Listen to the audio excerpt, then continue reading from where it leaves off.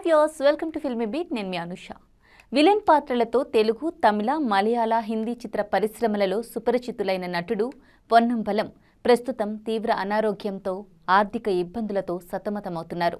ఒకప్పుడు చిత్ర పరిశ్రమలో తనదైన ముద్ర వేసుకున్న ఈ నటుడి పరిస్థితి ఇప్పుడు హృదయ విదారకంగా మారింది. పొన్నంబలం కేవలం తమిళ చిత్రాలకే పరిమితం కాలేదు. ఆయన తెలుగు, మలయాళం, హిందీలోనూ పలు చిత్రాలలో నటించి గుర్తింపు పొందారు. 1988లో ప్రభు నటించిన కలియుగం చిత్రంతో వెండితెరపై అడుగుపెట్టిన ఆయన ఆ తర్వాత అపూర్వ సహందగల్, వెట్రివిలా, మిచెల్ మదన్ కామరాజు, మననగర్ కవల్ వంటి సూపర్ హిట్ చిత్రాలలో నటించి తనకంటూ ఒక ప్రత్యేక స్థానాన్ని ఏర్పరచుకున్నారు. ఆయన తన విలనిజంతో ప్రేక్షకులను భయపెట్టడమే కాకుండా తన విలక్షణ నటనతో వారి మన్ననలు కూడా పొందారు.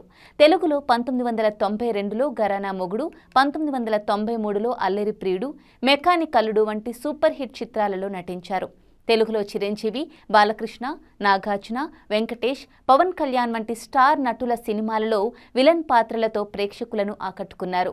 పొన్నంబలం విలన్ పాత్రలకే కాకుండా స్టంట్ మ్యాన్గా కూడా తనదైన శైలిని ప్రదర్శించారు. ఆయన స్టంట్స్లో ఎంతగా నిష్ణాతులంటే స్టంట్స్ చేసేటప్పుడు ఎప్పుడూ కూడా ఆయనకు ఎటువంటి గాయాలు లేదా ఫ్రాక్చర్లు కాలేదట. అందుకే ఆయనను చిత్ర పరిశ్రమలో ముద్దుగా స్పేర్ పార్ట్స్ అని పిలిచేవారు. ఇది ఆయనకు పని పట్ల ఉన్న నిబద్ధతను, నైపుణ్యాన్ని తెలియజేస్తోంది. ఇక పొన్నంబలం చివరిసారిగా 2022లో విడుదలైన కాటేరి చిత్రంలో కనిపించారు. ఆ తర్వాత ఆయన కెమెరా ముందుకు రాలేకపోయారు. ఎందుకంటే ఆయన ఒక తీవ్రమైన అనారోగ్యంతో పోరాడుతున్నారు. మద్యం వ్యసనం కారణంగా ఆయన 2 కిడ్నీలు పూర్తిగా పాడైపోవడంతో ప్రస్తుతం ఆయన డయాలసిస్ చికిత్స చేయించుకుంటున్నారు. తన అనారోగ్యం, చికిత్స గురించి పొన్నంబలం మాట్లాడుతూ, వైద్యులు నాకు కేవలం 1 సంవత్సరం మాత్రమే జీవించే అవకాశం ఉందని చెప్పారని తెలియజేశారు. ఇక డయాలసిస్ ప్రపంచంలోనే అత్యంత క్రూరమైన శిక్ష అని ఆయన ఆవేదన వ్యక్తం చేశారు. నేను ఒకరోజు విడిచి ఒకరోజు ఇంజెక్షన్ చేసుకోవాల్సి వస్తోంది. 4 సంవత్సరాలుగా నేను ఒకే చోట 750 ఇంజెక్షన్లు తీసుకున్నాను. ఇది చాలా కష్టం. నేను ఉప్పు ఉన్న ఆహారం తినలేను, కడుపు నిండా ఆహారం భుజించలేను. ఈ పరిస్థితి నా శత్రువుకు కూడా రాకూడదు. నా వివాహం జరిగి 25 సంవత్సరాలైంది. కానీ ఇప్పటి వరకు నేను నా కుటుంబాన్ని ఆసుపత్రికి పిలవలేదు. నేను ఇంట్లో ఒంటరిగా ఉన్నాను అని తన ప్రస్తుత దయనీయ స్థితిని వివరించారు పొన్నంబలం. ఎక్కువగా మద్యం సేవించడం వల్లే తనకు ఈ పరిస్థితి వచ్చిందని, అయితే చాలా ఏళ్ల క్రితమే మద్యం తీసుకోవడం మానేశానని తెలియజేశారు. కానీ అప్పటికే జరగాల్సిన నష్టం జరిగిపోయిందని, మూత్రపిండాల సమస్య కారణంగా శస్త్రచికిత్స చేయించుకుంటున్నానని, ఆ సమయంలో చాలా బాధ అనుభవించానని తెలియజేశారు. మద్యం ఎప్పటికైనా హానికరమే.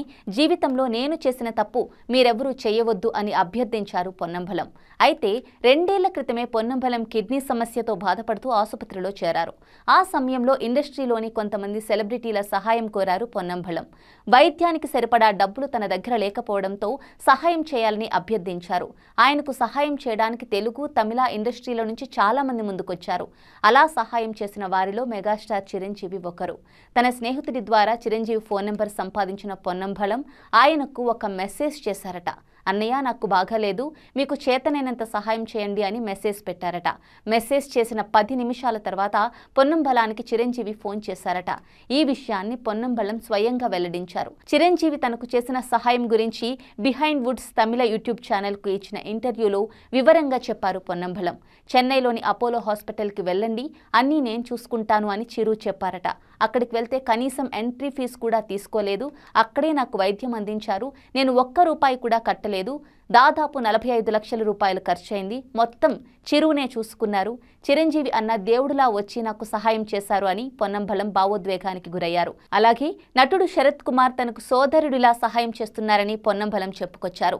శరత్ కుమార్ నా పరిస్థితి గురించి ఇండస్ట్రీలోని ప్రముఖులకు చెప్పి నాకు సహాయం చేయమని కోరారు. కెఎస్ రవికుమార్, కమల్ హాసన్, ధనుష్, అర్జున్ ఇలా చాలా మంది సహాయం చేస్తారని చెప్పుకొచ్చారు పొన్నంబలం.